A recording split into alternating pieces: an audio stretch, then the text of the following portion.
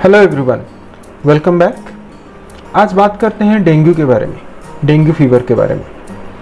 जून से लेके जो सितंबर का महीना होता है, जो बारिश का सीज़न होता है, यही टाइम में ही अक्सर हम लोग को डेंगू के केसेस बढ़ते हुए दिखाई देते हैं। डेंगू के बहुत सारे न्यूज़ हमें सुनने के लिए मिलता है। तो ये जो स्क्रीन पे अभी आपको दिख रहा है, ये है वो मच्छर जो डेंगू फैलाता है। इसका नाम है एडिस इजिप्टियाई। ध्यान से देखिए, ये जो मच्छर है, ये मच्छर चिकनगुनिया भी फैलाता है। तो ये मच्छर का बॉडी और लेग्स में अगर आप देखेंगे, ब्लैक एंड वाइट कलर का मार्क्स है, तो ये उसका आइडेंटिफिकेशन है। इसी से आप ये मच्छर को पहचान सकते हो। तो जैसे कि मैंने आपको बताया, डेंगू एक वायरल डिजीज़ है और ये मच्छर काटने के 4 से 7 दिन के अंदर पेशेंट्स में सिम्टम्स दिखना शुरू हो जाता है। तो 4 से 7 दिन लगता है आपको पता लगने के लिए सिम्टम्स।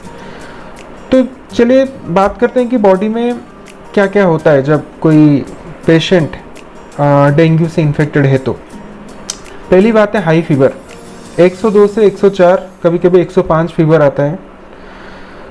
फीवर शुरू होने के बाद सीवियर हेडेक होता है। आईज के पिछले हिस्सों में, बैक साइड में सीवियर पेन होता है। मसल्स और बोन में बहुत सीवियर पेन होता है, इसलिए इसको कभी कभी हम लोग ब्रेक बोन फीवर भी कहते हैं, ब्रेक बोन फीवर। तो बॉडी में कोई कोई पेशेंट्स के रेड कलर के पैचेस, धब्बे दिखाई देते हैं, जिसको हम रैश बोलते हैं। तो ये सब चीज़ें जब डेंगू होता है तो बॉडी में दिखाई देते हैं। सबसे इम्पॉर्टेंट और डेंजरस चीज़ जो डेंगू में होता है वो मैं आपसे शेयर कर रहा हूँ। सो डेंगू फीवर में जनरली हमारे बॉडी के प्लेटलेट्स कम होते हैं। हम सबको पता है प्लेटलेट्स क्या चीज़ है। प्लेटलेट्स वो है जो कि ब्लड को क्लॉट करते हैं, जब ब्लीडिंग होता है ब्लीडिंग को रोकते हैं।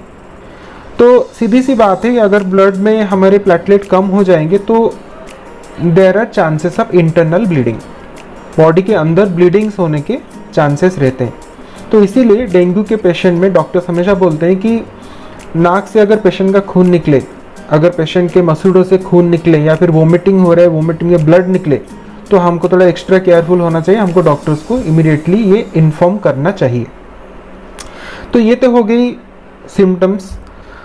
तो और अभी हम लोग ट्रीटमेंट्स की बात करते हैं कि डेंगू में एक्चुअली क्या ट्रीटमेंट होना चाहिए, ट्रीटमेंट, लाइन ऑफ ट्रीटमेंट क्या होना चाहिए।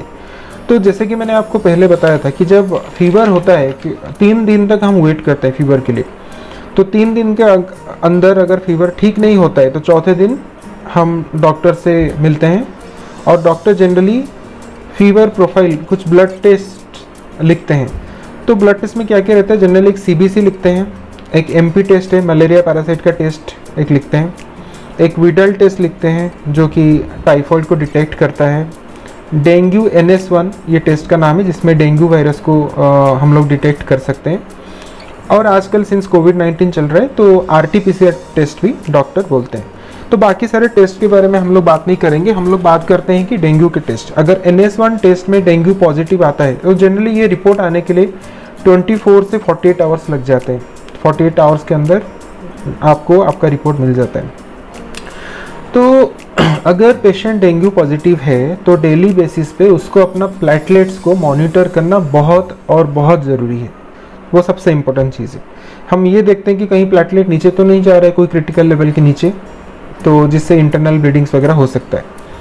आपको ढेर सारा पानी पीना है, ढेर सारा फ्लूइड इंटेक करना है, इलेक्ट्रोलाइट बैलेंस रखना है, आपको हाइड्रेटेड रहना है, आपको डिहाइड्रेट नहीं होना है। तो ये सबसे इम्पोर्टेंट चीज़, यही है उसका ट्रीटमेंट। आप अपने ढेर सारा फ्लूइड ले लो और अपने आप को हाइड्रेटेड रखो। अगर फीवर आता है, बहुत ज़्यादा फीवर जब रहता है, तो फीवर कम करने के लिए पेशेंट्स को पैरासीटामोल दिया जाता है। पैरासीटामोल ले सकते हैं। एक सबसे इम्पोर्टेंट चीज़ मैं यहाँ पे बोलना चाहूँगा कि पैरासीटामोल ही लेना चाहिए। आइबुप्रोफेन, एस्पिरिन ये सब नहीं लेना चाहिए फीवर के टाइम में, बिकॉज ये सब जो ड्रग्स है, आइबुप्रोफेन हो गया फिर एस्पिरिन हो गया, they are known to cause bleeding. तो ये ब्लीडिंग के कॉम्प्लिकेशंस को बढ़ा सकते हैं। ऐसे ही डेंगू में प्लेटलेट कम हो रहा है और ये ड्रग और भी ब्लीडिंग को बढ़ा सकते हैं और फर्दर कॉम्प्लिकेशंस हो सकते हैं। पैरासीटामोल बिल्कुल ले सकते हैं फीवर जब आता है तो पैरासीटामोल इज सेफ। कुछ लोग बोलते हैं, आप सुने भी होंगे कि डेंगू में जनरल जो प्लेटलेट काउंट को बढ़ाने के लिए पपाया का जो लीफ रहता है, पपाया लीफ को बॉईल करके उसका एक्सट्रैक्ट को पीते हैं प्लेटलेट काउंट बढ़ाने के लिए। ये आप कर सकते, पेशेंट्स कर सकते हैं। एक ड्रैगन फ्रूट आता है, अगर आपके लोकल मार्केट में ये अवेलेबल है तो ड्रैगन फ्रूट भी माना जाता है कि प्लेटलेट काउंट को बढ़ाता है। सर्टन लेवल के नीचे जब प्लेटलेट चला जाता है, जब घर बैठे हम मैनेज नहीं कर पाते, तो डॉक्टर तभी आपको बुला सकते हैं कि आप अभी एडमिशन ले लो हॉस्पिटल में, ताकि आपको वो कंटिन्यूसली फ्लूइड देंगे। कभी कभी अगर प्लेटलेट बहुत नीचे चला जाता है तो पेशेंट को वो स्टेट पे हम लोग मतलब डॉक्टर्स हम उनको ब्लड ट्रांसफ्यूजन भी देते हैं, तो कॉम्प्लिकेटेड स्टेट। तो ये हो गया ट्रीटमेंट, लाइन ऑफ ट्रीटमेंट। अभी मैं आपको बताने वाला हूँ कुछ इंपॉर्टेंट चीज़ें। अगर डेंगू के पेशेंट में ये पाया जाता है तो इमीडिएटली आपको डॉक्टर्स को इन्फॉर्म करना चाहिए, ठीक है।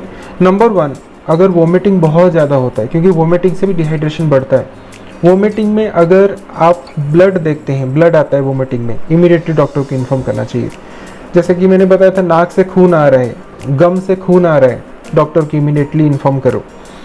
आपको सांस लेने में दिक्कत हो रही है, ब्रीदिंग डिफ़िकल्टी हो रही है, इमीडिएटली हॉस्पिटल जाओ आप। प्लेटलेट अगर बहुत तेज़ी से नीचे जा रहा है, बहुत फास्ट प्लेटलेट काउंट कम हो रहा है, आपको डॉक्टर के पास इमीडिएटली जाना चाहिए। तो ये है कुछ चीज़ें जो आपको ध्यान रखना चाहिए। तो ओवरऑल मैंने डेंगू के बारे में बताया। तो डेंगू ठीक होने के बाद भी कुछ हफ्तों तक बॉडी में वीकनेस रहता है, कभी कभी लीवर प्रोफाइल भी गड़बड़ होता है और वो स्लोली ठीक हो जाता है। तो बस इतना ही बताना था डेंगू के बारे में। आपको अगर ये वीडियो पसंद आते हैं तो आप इसको लाइक कीजिए, शेयर कीजिए और मेरे चैनल को सब्सक्राइब कीजिए, ताकि मैं ऐसे और भी इन्फॉर्मेटिव वीडियोस आपके लिए लेके आ सकूं, हेल्थ रिलेटेड वीडियोस आपके लिए मैं बना सकूं। Thank you for watching. Thank you very much.